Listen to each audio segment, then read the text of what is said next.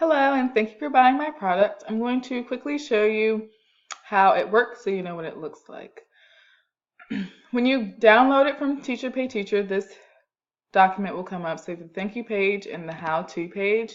On the how-to page, here will be the tutorial video that you'll click on to be able to follow these steps. So you would click on or copy the link, and when you guys download it, you'll just be able to click on it and it will take you to the link, but you would click on the link. It will bring you to the page, and then you will see make a copy. So you would hit make a copy.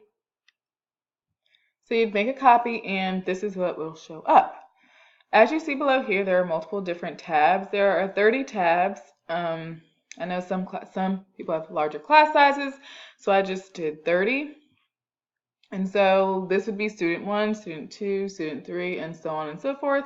You can easily change the name of the form if you want to. The name of the form if you want to with the student's name. But the student's name can also populate here as well. So you would, in order to access the form for that specific student, you would click on whatever form you want, and then you would hit form at the top, and then you would go to live form. Then you would type in the student's name, do the date, current level,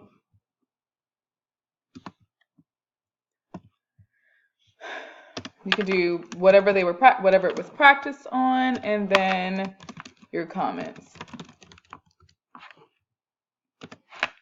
and next steps. And then you would hit submit. And now in order to see that, as you can see, it populated for me up here, but it doesn't populate on any other form. So that's the purpose of having the different forms at the bottom.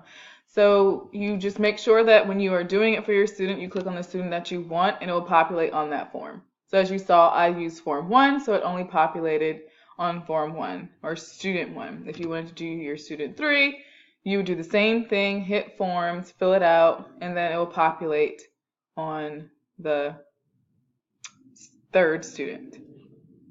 So I hope this helped. Feel free to email me or reach out, and I hope you enjoy it. Thank you.